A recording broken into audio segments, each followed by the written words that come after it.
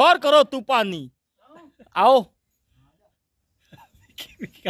अब इंद्रजीत सिंह उर्फ विकी कुमार चाय वाले रवाना हो रहे हैं।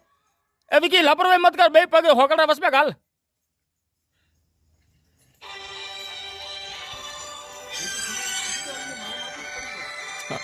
तो ड्रेस तो को फटाफट हरा कटा दी।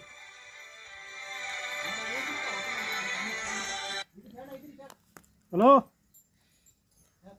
हाँ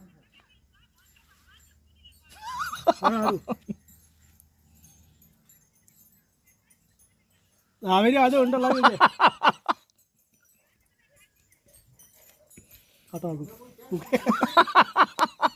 मैंने बुढ़ी बोले रही है जो मैं फोन नहीं उठाई हूँ। मारा हाथ की